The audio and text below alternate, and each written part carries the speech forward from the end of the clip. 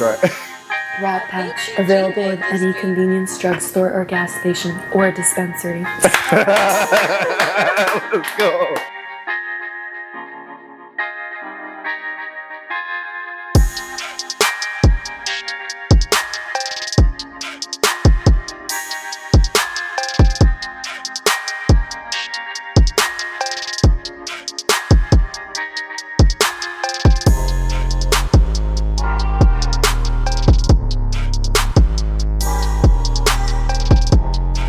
What up, y'all? We back with another episode, man, of The Lot, Season 3, man. I'm your host. They call me Lowski. L.O. Don't forget to ski. And before we get started, man, I need y'all to like, share, follow, leave that 5-star review. And most importantly, man, we need y'all to tell a friend, to tell a friend, to tell a motherfucking friend. Pull up. This is The Lot, Season 3. Today in The Lot, got a special guest. I already know, man. We like to welcome our guests and make them feel special here in The Lot. But we have an actor, a rapper, in The Lot with us today. We got David Lopez. Let's go. What's up, man? Thanks for having me. I appreciate it. Welcome, man. Yeah. So, David, man, for the people that don't know you, man, people that live under a rock like Justo, tell people a little bit about yourself and where you from. Live under a rock. Come on. I'm a rapper and actor from Chicago, born and raised Rogers Park, Northside. And so I started my career here for the most part, but really I was a basketball player for like the first 21. I played into like college, like small college. Okay. So that brought me to Milwaukee, Wisconsin. So I now live up there with a wife and kids and stuff, so I moved up there. But I still come back to Chicago regularly. So I'm kind of like in between Milwaukee and Chicago with how my career moves, especially because Chicago just has more stuff. Yeah. So I would say I'm a Chicago and Milwaukee rapper and actor, and I run shows. Passion Park Entertainment is the company that I run, and we run shows in both cities. Residencies, we're around all the time. Oh, okay. You hear the name, you know what it is. All right, so yeah. You did mention I was going to ask you about the Passion Park. Yeah. Since you kind of mentioned that, tell the people a little bit more about Passion Park. I saw you guys sort of event. So what kind of events do you guys throw? So Passion Park Entertainment is my production company, technically. I started it when I was going to drop my first album, which was called Preacher's Son. So basically, honestly, I didn't really know what I was starting. I think I thought it was like a record label, you know? I mean, you don't really know. You're just saying like, you need that title to go under your release on iTunes or Spotify or whatever. So I was trying to think of that. This was 2015. Thought of Passion Park. So that's technically just like my umbrella, right? And then, long story short, you're going to shows. I'm doing all these showcases. I'm opening for a bunch of people for years. I just eventually was like, well, what if I just don't run shows? Like, what if I just run them like that? And that's kind of slowly trickled into like, I run monthly shows. Okay. I look at them as like, I'm an artist and it's my residency. And so like we have lineups with other artists. I'm sure other people would be like, oh, he's a show curator, but that's not how I view it. Like, it's really not how I view it, because it's a slippery slope. Like, I don't want to be that. I'm an artist with a residency and we run shows wherever, and we try to create an environment that's like, the reason I would start a show is to not have to deal with the bullshit. I can swear, right?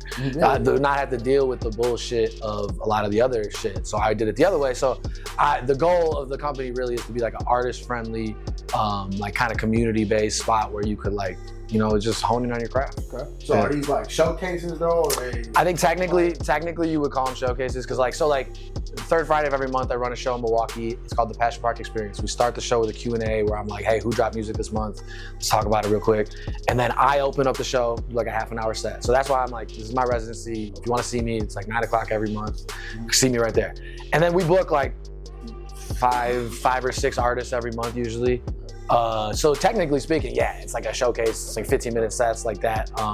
But yeah. So do they get so is there like a winner or just nope. opportunity? No. That's kind of on purpose too, is that I'm not trying to do, like, no offense to contests and people who run contests and all that stuff. Like, you gotta do what you gotta do, and I totally get it. And hip hop by nature is competitive. I get it. I have never really approached it that way. I'm sure when I was younger, I did. I've done some contests. Yeah. But I pointedly, specifically, like, don't want to make it like a contest-based thing. It's more just like, just another space to grow. Okay. You know what I'm saying? Yeah, and I got that from you too. I watched your podcast too. Oh, you did? Oh my, that's throwback. Yeah. Couple episodes that you got. Yeah. And you guys kind of did touch on that. You talked about that with shows, like how some shows charge. How you guys are trying to get away from that is, they're being curious. I like that because Too Good is like that as well. Yeah. That was somebody I saw that they were like one of the first people I seen doing it since I've been going to open mics. And I really mess with that aspect of people that throw shows like that. Yeah, and look, I also get why people do it the other way. Like, frankly, I've said it this way before, and I think Lazy knows the same thing. Is like, I'm leaving money on the table, but that's because that's not what I want to create long term. You know what I mean? Like, because I just feel like a lot of times that's usually not coming from an artist-centric mentality. If you're gonna charge to get on, I get it. Like, you want to cover your back end, you want to cover your ass, you want to take care of the DJ, take care of sound, take care of whatever. I get all those things. But yeah, it's been the biggest goal. Actually, I just won't do it. It's like a staple of the company, so we won't charge you to perform. It's not gonna happen. Yeah.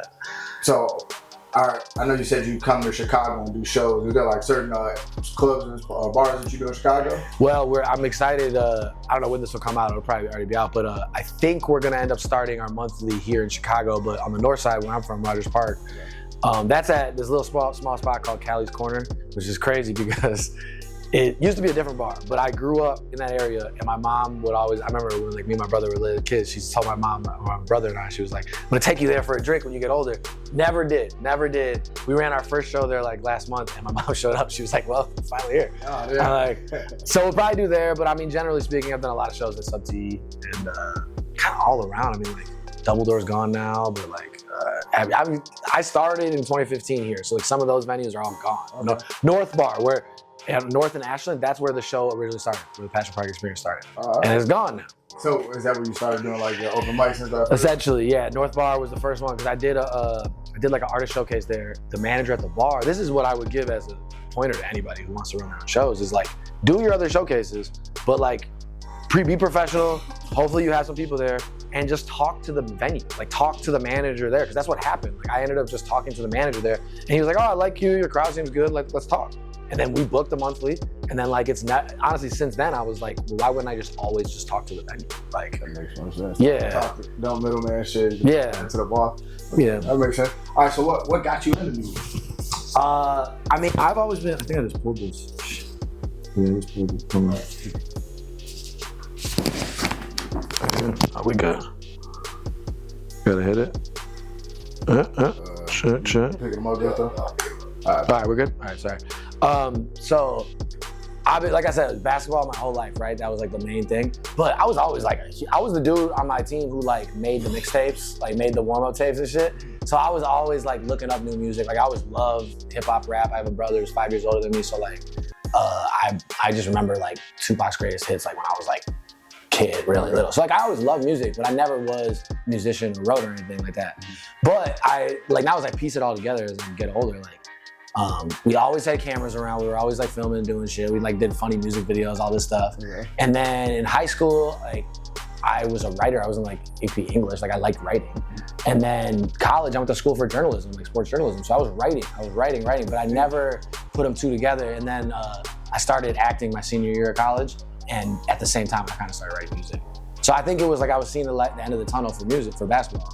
And that was kind of starting to end in my mind. I didn't consciously think of it, but it just started naturally like wavering that way. And I just immediately started like making music, and it was funny songs to start, because that's an easy way to start. I was gonna ask you remember your first song. I do, yeah. I mean, I remember my first real song that I wrote, and then I also remember like how it started was like my roommates in college were making funny songs. And like, I lived with a couple people who were pretty musical. And so like, I just started to, whatever, let's just mess around. And then like, that's fine, because you can share it, because you're like, you're being funny. Yeah. The serious songs that I was actually also writing in my notebook were more like, I'm actually trying. And I was not good. Like, it took a lot of time. Did you practice more though? Like, oh, for sure. The funny ones and then trying to get serious. Oh yeah. Honestly, I can look back and be like, even those funny verses, I was trying. Like, you know what I mean? Like, I could look back and be like, oh, you can actually hear me. And like, I remember it kind of being like, I'm still trying to be good. Like, I was trying to figure it out. I wasn't good yet, but there was pockets in there that I would hear and be like, that wasn't terrible. I was like, I can hear it. Like, all right, so with music, right? Like, how is it being in you're from Chicago, so did you start doing shows here? Because I want to ask about the competitive nature of Chicago. Yeah. Being an artist here trying to, get on. No, I think I actually have an interesting perspective on this because of the fact that I moved, because I did start my performing career here for sure. And then I did a bunch of openings for like bigger artists, which was awesome. And then I did the showcases. Then I started doing showcases, and I started doing my own shows and stuff. And I guess my thing that I remember the most is just Chicago's competitive because it's huge, right? So it's huge. So there's stuff going on every night of the week, Monday, Tuesday, Wednesday. There's always something going on. I think a lot of people talk about like the cliquey nature of stuff, right? Like and how it is like, oh, you're this pocket or this pocket. And I think that's true. And Chicago's competitive, no doubt. But I think that it's all about how the room is created, like how the energy has been created, how the show is created. Because I've seen plenty of shows in Chicago where actually everybody's supporting everybody. Everybody is like trying to win, like not being weird like that. I think it really has to do with like the room, right? And just like how it's been created or curated, should I say. Nonetheless, Chicago's more competitive because there's more people. But now going to Milwaukee, they all complain, like a lot of the artists that I know in Milwaukee, even before we even started running our shows, complained about these same exact complaints that all the artists from Chicago complain about. It's being cliquey, you gotta know the right people, it's all politics. Like, from what I gather, that's just every city. Yeah. It's just every city. It's like, and almost every industry, like podcasts too, like, it's all about who you know. Like a relationship you created. And then all of a sudden, like, it's like, hey, yeah, come on my podcast. Seriously, it's like, yeah. I agree. I tell people that all the time with pod. I'm like, man, it's like, you know, your guest, like, yeah, you're gonna get a guest, but sometimes if you do get that big guest, it doesn't matter if the interview's not good. Yeah. If they don't ask the right questions, you just know somebody. Yeah. Yeah, I just keep seeing it now as I get older, like in all aspects of life. It's like, yeah, he was good at what he did. Oh yeah, he also did know him, like, and that kind of helped the situation. Like that usually is the case. That doesn't take away from somebody's skill set or whatever. Yeah. But like, it just means like, first of all, put your best foot forward when you're in all these situations. Like don't burn bridges. That's kind of my one big thing is like, if you can avoid burning the bridge, like try to avoid burning the bridge. Now if somebody, fucks you over, then, hold your ground, but. Yeah, do good business. We pride ourselves in good business. Are you a fan of La Russell? The rapper? Yeah, La Russell, good company. He's been a huge inspiration over the past couple of years, and something he says all the time is like, people say like, oh, business is business. And I'm like, not really. Like, that also is an indicator of who you are as a person. Like, if you're willing to do bad business on a regular basis, turns out you probably might have some shitty characteristics. Like, that is true. Like, I mean, but then you'll just mask it by saying like, oh, business is business. And some people chuck it up as like, every business deal isn't good. Or, yeah.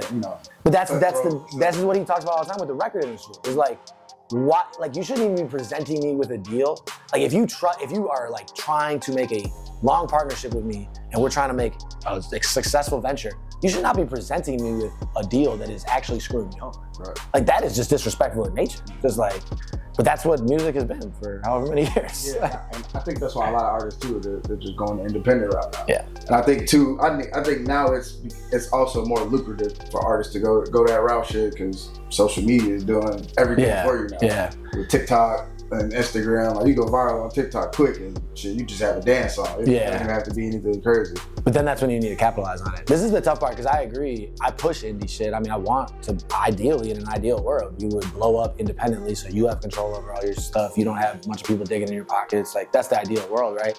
But there is also an argument to be like, yeah, but then once you start to get that buzz, you do have to be able to like push the button and be like, all right, now we're gonna really grow it. So that's the balance. I think that's the tough part. I would imagine La Russell has to deal with that a little bit, because he went super viral and blew up, but I'm sure he's turned down 1 million deals. Yeah. But these are kind of, that's the point where you're at, where you're like, all right, well, now do I consider going the big route to really leverage? Yeah, exactly. Yeah. So how do you feel about collaborations like with other artists? Or even podcasts too. Yeah, I think it's huge on what I've learned, or what I think I've learned, is it's really important to try to grow with people rather than grow up. I think so much in a lot of times in rap, and probably in other genres too, is like you're thinking, how do I get the feature from whoever, Dirk or somebody who's popping, right? Somebody in the sky. You're just thinking about how do I get the feature, and that's awesome, but like, doesn't always line up. It doesn't always that's not always super helpful. Mm-hmm. The more helpful thing, I think, is collaborating with people that you think your fan base would also line up with. Also, if you just rock with their work, you just want to make work with them. That's kind of the biggest thing, actually, is like try to make work that you want to see in the world. So if that includes collaborating, I think it is only helpful, honestly, especially at this like independent level where you're like, look, we're all doing, not huge shows. Like, let's collaborate. Let's figure out a way to make it bigger. Like, because even like with collaborating, you can grow into something like a fucking like a lyric. What's the Summerfest or Summer Smash? You can grow into something like that. Yeah. Like just by collabing with other smaller. I don't want to say smaller, other up and coming curators and show goers and stuff like that to be bigger. To your point earlier about the competition aspect of it. That actually is probably what I see more now that I think about it. It's not necessarily like the artist peers, like artist to artist. Yeah, some people are competitive, but it's the brands or companies or showcases or whatever that are throwing their own shows. The probably hesitation to then just collab and do something bigger. So in that world, I actually do think, yeah, there probably is a lot of room to be like, look, man, there's like 3 showcases that drew 100 people. Like, if you guys put it together, like, do something crazy. Yeah, I see that. I'm really big on incremental growth, especially like if you see yourself doing this for a long time. Like, I'm always scared of, and this is probably negative too, but I'm scared of using all the bread right away or something like that. Like, I'm like, oh, how can we incrementally, like, look, we did our festival this year that I thought went really well. I was really happy about it. A lot of people would be like, all right, next year, now you got to get a park and you got to do the whole park and do all that. And my thing is like, why don't we just try to make sure we stay in the same place and just sell it out next year? Just do it like that. And then and then go year by year. Because if you see this 10 years down the road, let's not ruin it all right away or whatever. Like, it's tough though, it's tricky. There's no right answer. Yeah. It's like you got to come up with like a formula with it. Yeah.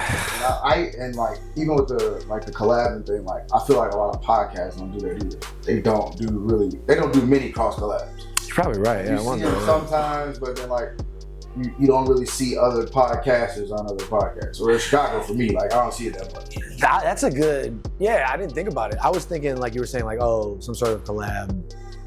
No, it would make sense. You're just interviewing another podcast or whatever, or they're interviewing you or vice versa. And then you could run them on your page, they run whatever, it's the same. Sometimes I feel like people be like, all right, my platform's too big. Yeah. I'm not gonna reach back and help. And it's like you say, that competitive nature of just wanting to keep it for self. But I think if Chicago was better at coming together, and I think we are getting better. We're getting a lot better. Because we cross collab with some pods. We actually just had No Insurance. Oh, really? We got 290 coming on. We did Millie's Couch. So we've collabed. We wanted to change that dynamic. Yeah. Just like, all right, well, we're just gonna only mess with this crew. And there's so many podcasts now, and it's like relatively, it's not new, but it's newer in the grand scheme of things. So yeah, maybe you like that's a concerted effort. Like you start that and you keep it going. That makes sense, and I'm glad you said all those other pods because I keep up with all of them. Millie's Couch, 290 Mo podcast, and No Insurance podcast. Shout out to the squad. Yeah. Okay, so you have I don't know, is it an album? W2? Witness? Oh, Witness 2, that's an EP. Okay. Yeah. I have, that came out last summer, and then Cafecito was my album that came out last year. Okay. I have, I think 7 albums, something like that out. Yeah. Okay, so talk to us a little bit about the Witness 2. Yeah, so that's a collab project with my guy, E-Word. He's a producer, so I've been working with him for 10 years. And we did Witness 1, 2 last year, and then Witness 2 this year. Okay. Maybe we'll do W3, I don't know. But the idea is like 6-7 song, like quick hitters, but like really poignant. Just like I'm trying to make quick listens on those EPs. It's like 5 songs, probably 18, 19 minutes. You know what I mean? Make it quick, and just do like a more like I'm really. I don't want to say artsy, but like when I do like a solo album, like a lot of times like Cafecito is like what I would call kind of an art project. Like I made that to be a hip hop album that is played in coffee shops and like that you could wake up, have a cup of coffee to smoke a joint and just like I made that way. So I knew what it was. It's not like super bouncy. It's not crazy. But the Witness projects, the W's, I'm kind of like, let's try it all. Let's do more upbeat. Let's do some more. It's less of an artsy and just more like, let's just make some hitters and see what happens. I noticed in your music, a lot of your songs, they're very clean. You can hear the audio. Yeah. It's like very clean. They're very well put together. Yeah, it's interesting. That's funny because somebody who hasn't, like, I'm sure you haven't heard my music before this, right? And like, this was like my first time I started tapping. Yeah. Like, okay, let me listen. And that's how I would describe myself too. Is like I definitely enunciate. There's like a lot, and it's not on purpose. It's just how whatever happens. But I mean, I'm trying to actually try more stylistically, try different things and all the sorts. Because just having a conversation with my guy about this, like. Now I've been doing it long enough where like I feel really comfortable and confident in like how I rap and like what I'm saying and shit like that. But you want to always stylistically evolve, right? So I'm like, all right, well, so now you can take, if you got good bars, you're confident in them, Then you go do some more crazy, like it's maybe hard to understand me, but like I know I'm just saying some shit or something like that. Like, so I'm trying to just explore different shit. Yeah, and listening to your song, I'm like, nah, these are the engineering, like how they do the beats, like it's not too high. You can hear your voice. I'm like, oh, this is actually a nice made song. Sometimes some people shit too high. You can't hear their voice too much, stuff like that. So I want you guys to take note of that because I don't say this, I don't talk about it, but I mix all of my own shit. So when I get a compliment like that, I'm like, yes, because this was the point I said years ago. I used to go to the studio all the time. I've done everything. Record at home, go to the studio, learn for years, now record at home. And then once I got to a point where I was like, I don't think people are noticing. Like, I don't think people are being like, my whole thing was like for longevity to make a lot of music is like, I can't be spending so much money at the studio all the time. And if I'm good enough where like when I release it, it's not taking away from the record. That was the starting point, right? Like, don't take away from the song. I want the song to still be good enough where people like it. If it starts taking off, then yeah, you gotta do something. But I appreciate that because to hear you saying that it sounds mixed good, just makes me feel like, all right, we're doing all right. We're doing all right. We're doing all right. All right, you got a track. It's Tell 'Em More. Tell 'Em More do. Yeah, Tell 'Em More do.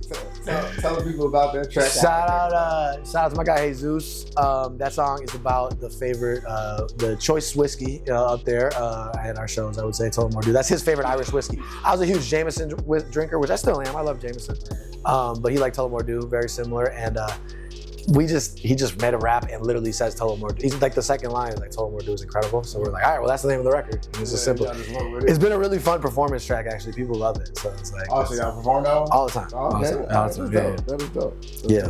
Yeah, we got a remix to it too. Shout out to FA and Dress. I heard the remix too. Yeah. And then you got another one with E-Word, First Go.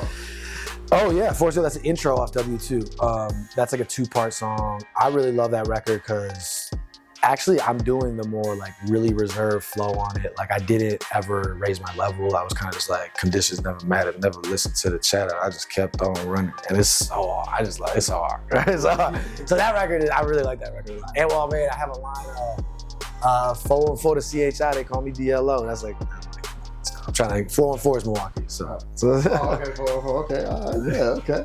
All right, so you got let's say they want to see me ball. They want to see me ball. Yeah. Tell the people that track. Yeah. And how that came about. That's called Primetime. Shout out to the Milwaukee Bucks and DJ Shauna because they played that song at a Bucks game. They had me out there doing it, so that was awesome. Yeah, that's a fun record. He sent me that beat, and I was just like right away. I was like, let's go. Like, it felt like a summer. It came out right around my birthday last summer, and it was just I just wanted to make a fun. Actually, I made it. This was the cool part. I made it honestly thinking about like the NBA Finals and thinking about the playoffs and like, I mean, like literally, I think I say like Draymond. I say a bunch of NBA references in there, and it was because I was actually thinking about that. So full circle, a year later, when she asked us to come down and do it, I was like, this is what I made it for. I mean, like literally the chorus is they want to see me ball. Like prime time, yeah, they want to see me ball because I'm thinking like that's ABC Saturday night game right there, you know? No, that was hard. Yeah. I like that. And I like the visual behind it too. Yeah, it's all the hooping in there too. That was my birthday. We were just like, let's have a cookout and shoot a video. And it looked like y'all was kicking. It's my favorite kind of music videos, by the way. It's just like behind the scenes looking video. Like that's all I want. And that's like that raw, authentic, like you know that old music video. I grew up watching The Box and MTV2 and all that. Yeah. It used to be way better now back then than it is. Man, my brother, somebody just messaged me the other day. They're like, wouldn't you, if The Box or MTV2 or whatever was still on and just had music videos in the morning at like 7 in the morning, wouldn't you turn it on? Yeah. Like I would. Like, and they'd stop doing it because it's like not a thing. But I think nowadays it would be a thing. Like I really. No, people like, especially the people that grew up on it. They don't watch that shit all of it. Yeah, I keep come on. For school, like looking at the top, seeing the top 10. Bring back The Box. These kids don't even reference. These kids don't even remember that. They don't know shit. You got another track. Broken Hearts and Ceilings. I love it too. So tell people a little bit about that track and how it came about. Yeah, the mindset was. Just came out recently, but shout out to Julian Gross. So actually what happened with that song was Julian, super talented producer, artist, DJ, sent me the song. Like this was one of those occasions where he actually had it with the hook, but he just like had me in mind for it. So that worked out that way because that's the kind of music. Like I love R&B. I always said like I felt like if I was a singer, I probably would have R&B because that's just like my favorite. That's what I listen to the most. Like that's like honestly my favorite shit.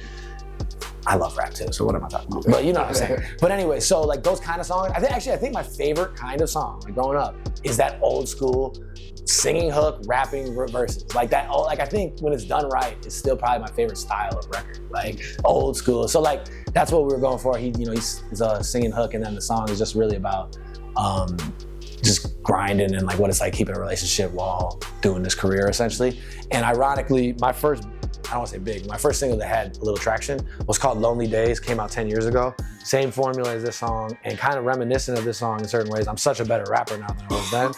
But it's kind of nostalgic to me because it just feels like full circle, like this feels like. So I'm gonna try to push that record pretty heavy. It takes a lot of time to push records. That should take like a year or two to actually make it to get a hit. That's why I never put a timeline on it. I'm like, just keep releasing stuff, but then keep promoting your old stuff too. Like, keep doing more. And I feel like a lot of people put an album out. Don't promote it after a year. And it's like, at all. Like, I just spent 2 years making that. Like I'm gonna still, and I need to be better at this too, but I think I'm pretty good at it, is I will still post I'll post a clip tomorrow maybe about a song that I made 2 years ago because the clip is good or whatever.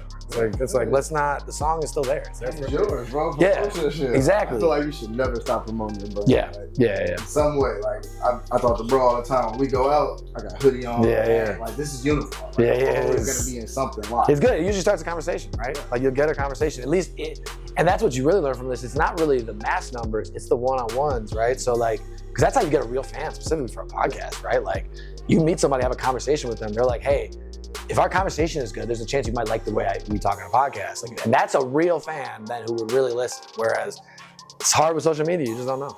Yeah. And then like with those face-to-faces and one-on-ones, like you're getting to meet me as a person before I even talk about the pod. Yeah. And you don't, so then in a sense you can take that notion of, oh, it's just a pod, you're just talking. Like now you get to actually know me and like, oh, let me see what you're talking about, bro. Yeah. And then you can see how that interviews actually go. Yeah.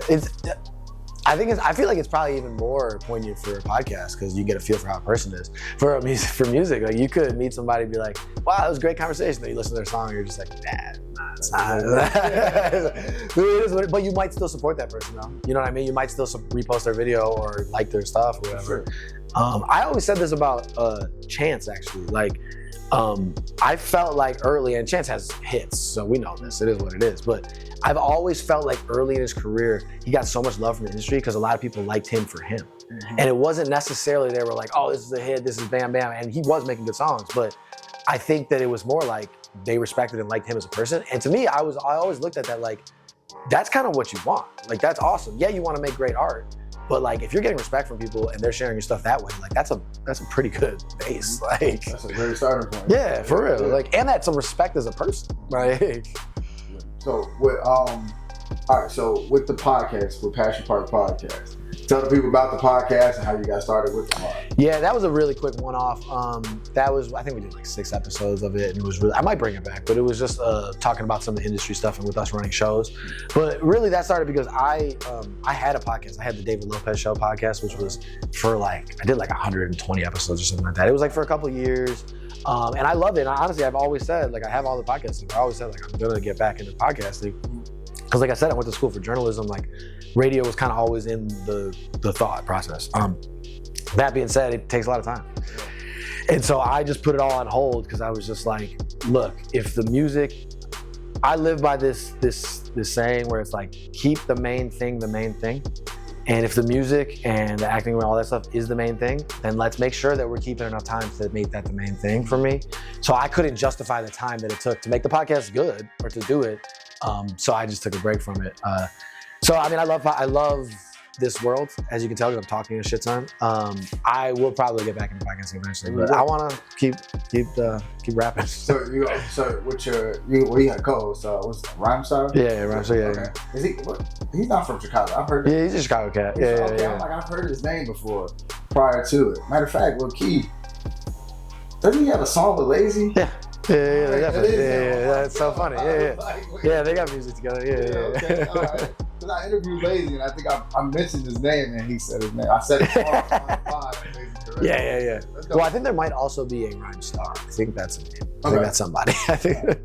All right, so tell me, how did you guys make that connection? As far as him being a co-host. That was just shows.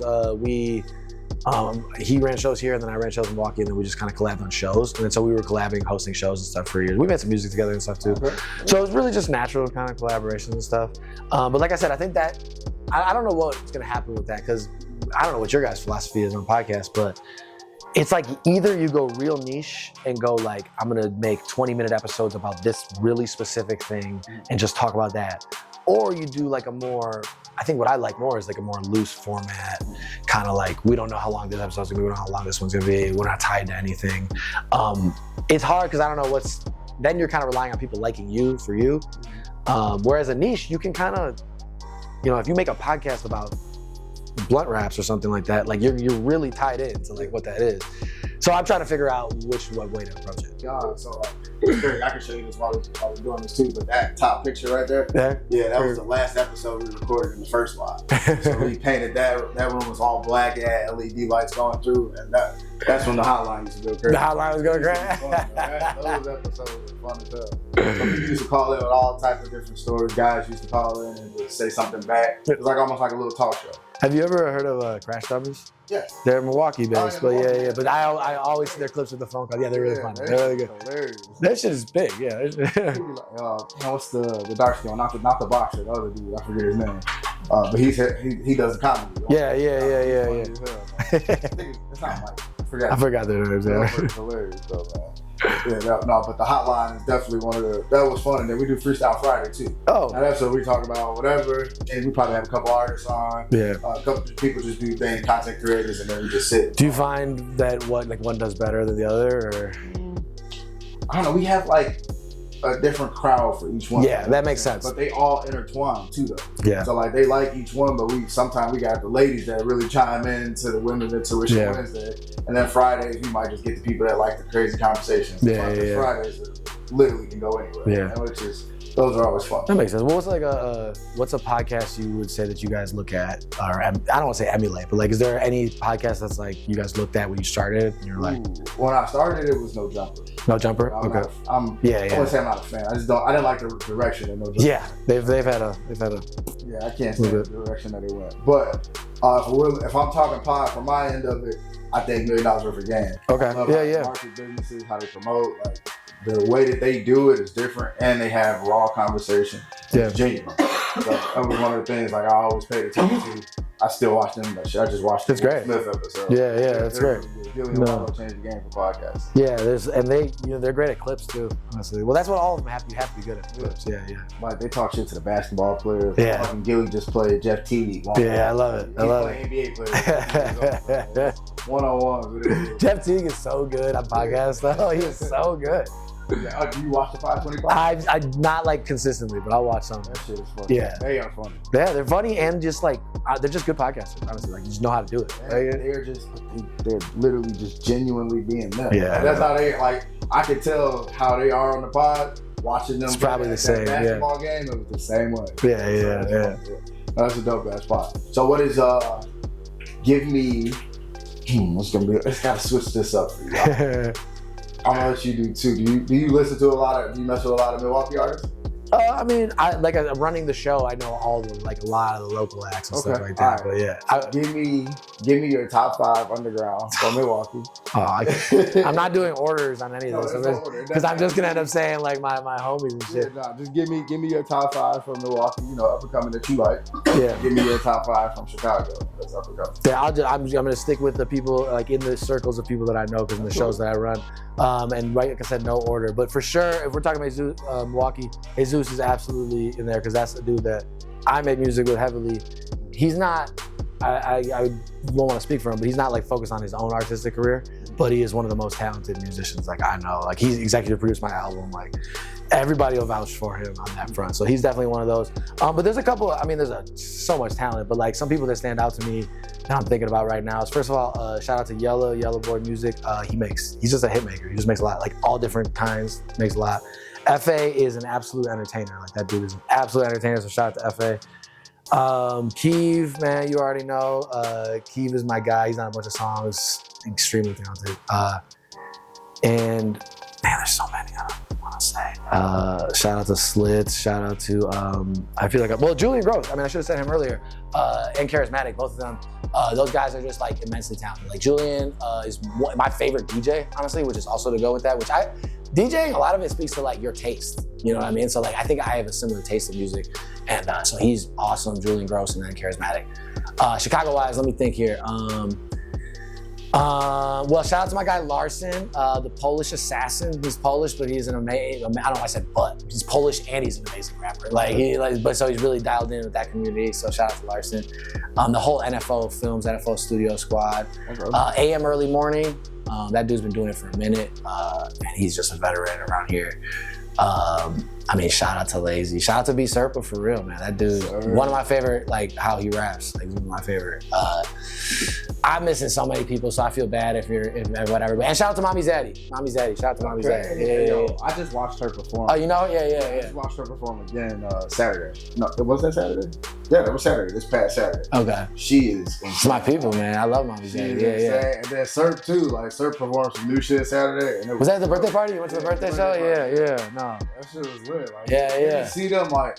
I watched them bring a bunch of to me, they were all superstars. I'm like, damn. You saw White Noise? I saw White Noise. Let's go. First time getting to see the guy. White Noise, Mommy Zaddy, Crick performed, Walt performed, Walt from the Future. Yeah. I've actually we never met. Yeah, Astro performed, Astro Boy. Who else performed? Sweet Baby Chops performed. I saw somebody else. Davis Silky. He was somebody that was new that I got to see. Rocking with pretty decent. He got a song called I'm Just Chillin'. Okay.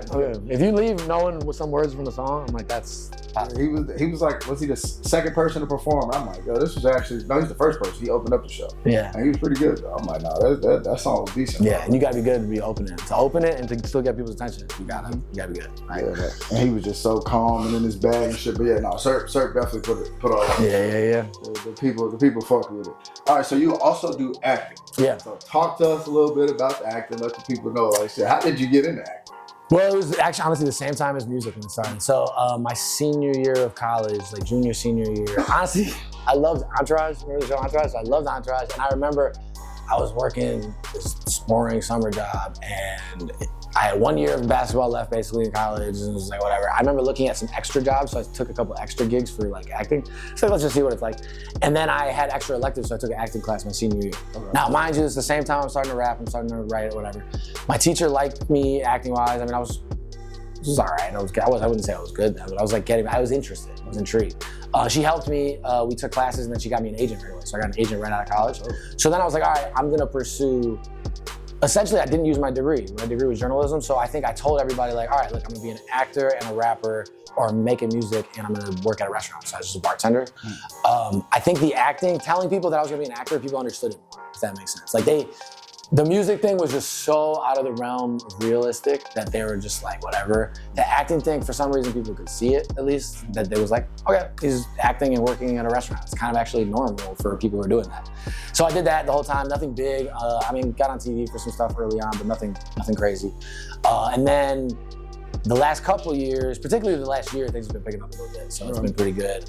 But I've always kind of just done the two hand in hand, and I love them. And I think they go hand in hand with each other. My acting teacher always told me, like, if you're gonna be an actor, make sure you have something else you love, because you're just waiting on other people. Like, I'm auditioning for things I can't control at all. Right. But a couple cool things have happened recently. I mean, I was in an episode of Chicago Fire last year.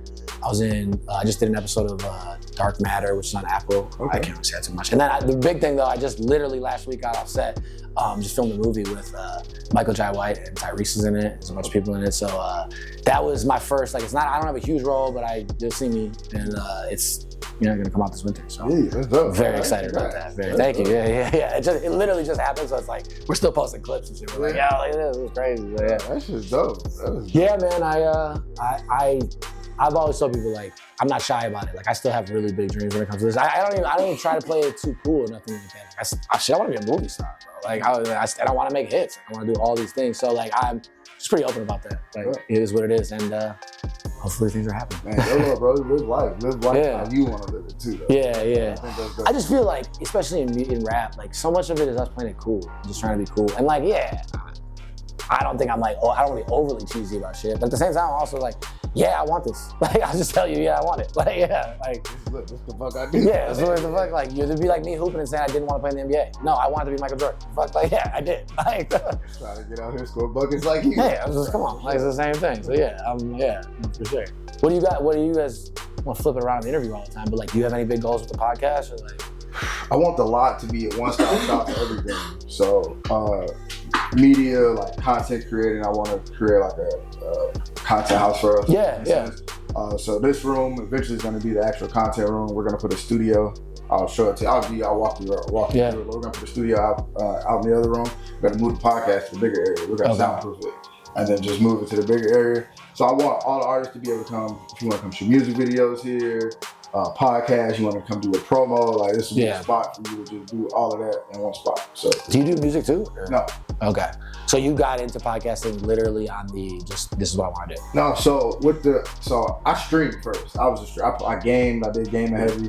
I was streaming Apex and shit like that. I just went on my first stream on Monday. Yeah. My friend's stream. He was like, you want to come on it? I was like, all right. Yeah, that's something I'm trying to start. I want people to come on and start freestyling. Ah, come on. Yeah, I'm gonna let you know what I do. Yeah. But I started doing that first. And then I'm from Bellwood in this town around here, so I grew up over here. So I'm like, damn, bro, you got a lot of talent over here. There's hella nice ass rappers.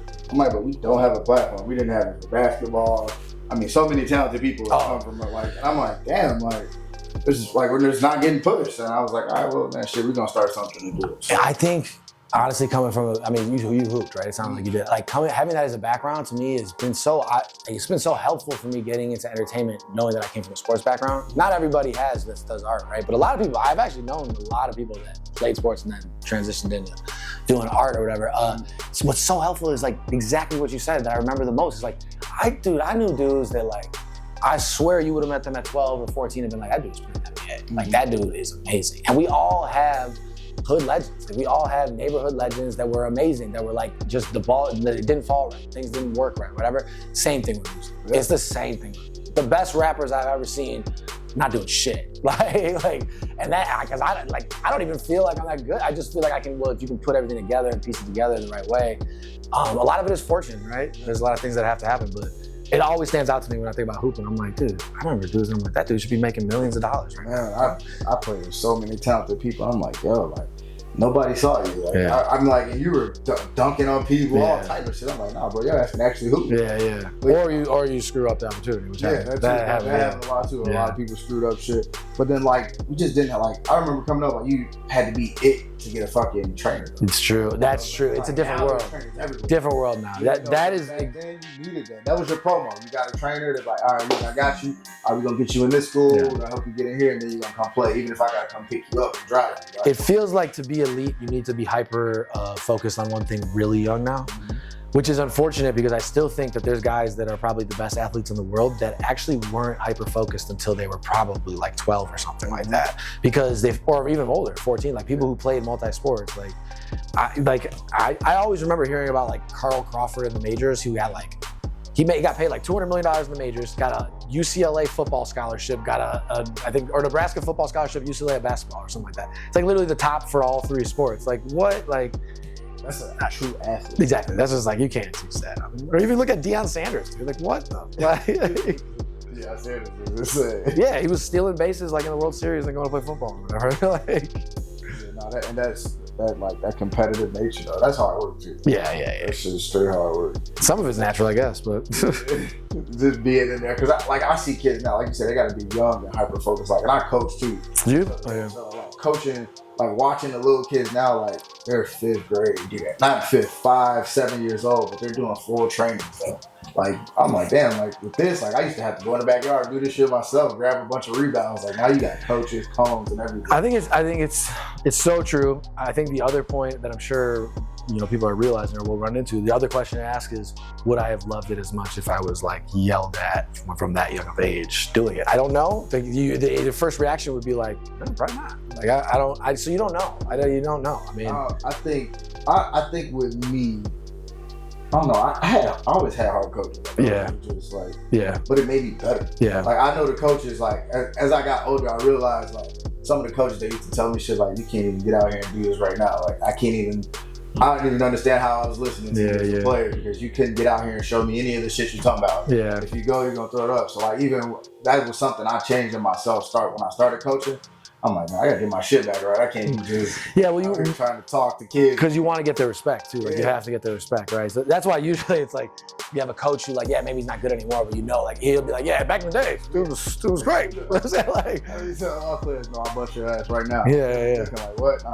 I'm like, no, like if I put my shoes on, like I'm not gonna play. It's not gonna be easy. Yeah. Like damn, coach, you got out here and play hard. I said, you said you wanted to hoop, right? Yeah. But then like you said, you get that respect. I'm trying to find the balance now. I have a 3-year-old and a 2-year-old, and I'm trying to they're so young, so you're not really into it yet. But I'm already seeing the future where I'm like, obviously I want them to love basketball. They already, I can tell, kind of do. They play a little bit. They watch it every night because I'm watching it every night.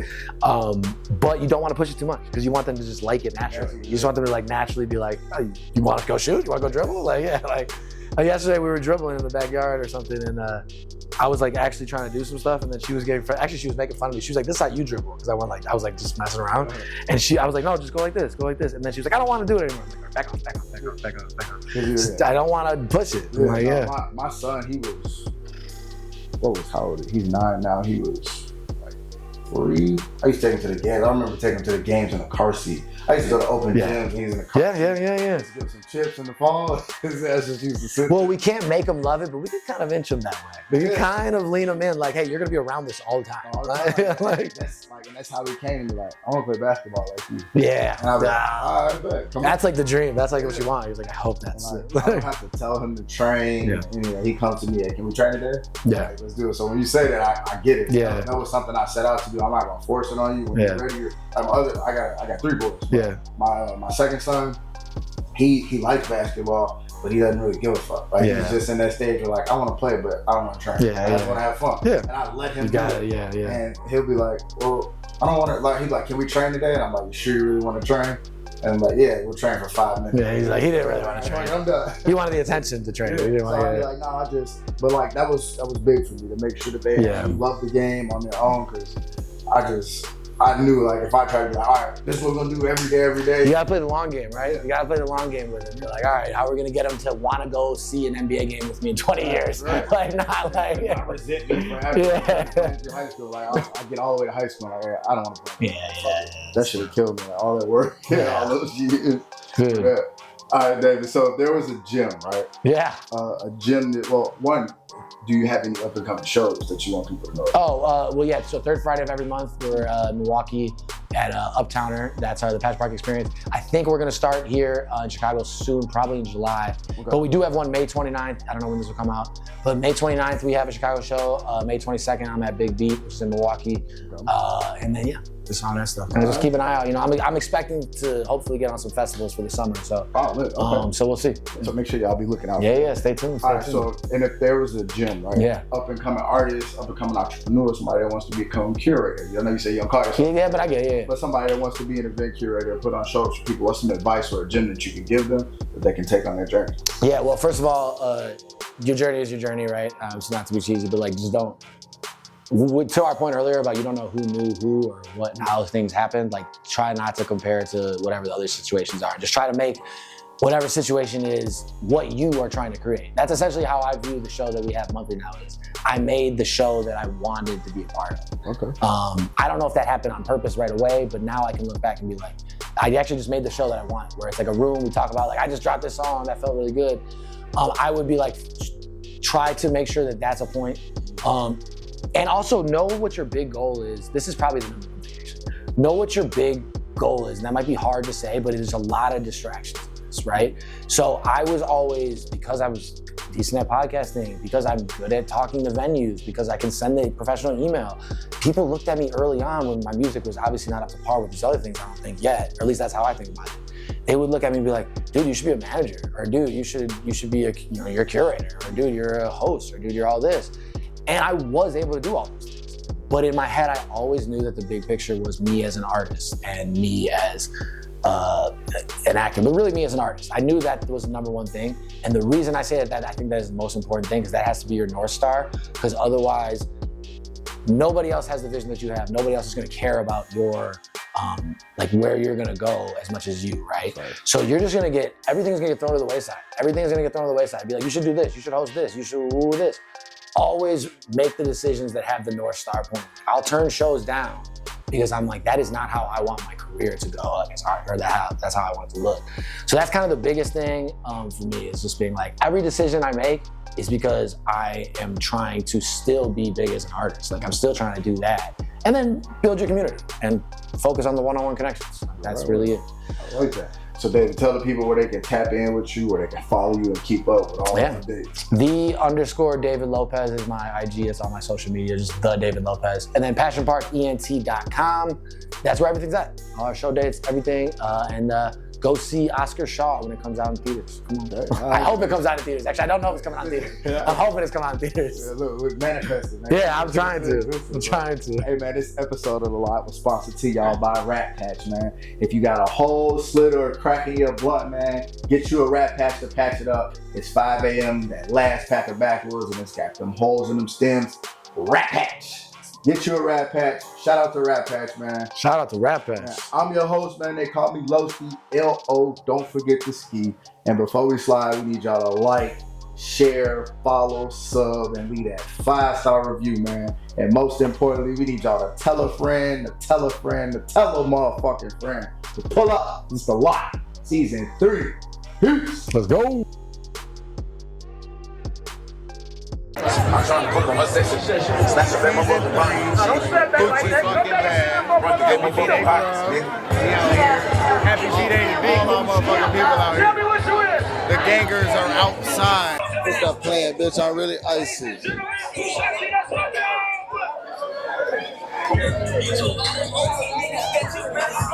Hey, let's go. So, you can hear me? Can you see me? Can you see me? Do you read me? Jenny, can you hear me? Hoochie Bash. Jenny, this is why Jenny can't hold the camera. I hope she hears this later. It's gonna be funny. But Hoochie Bash, Volume 2. Happy fucking B-Day, Glove. We got Rat Patch in the building. Richie in this bitch.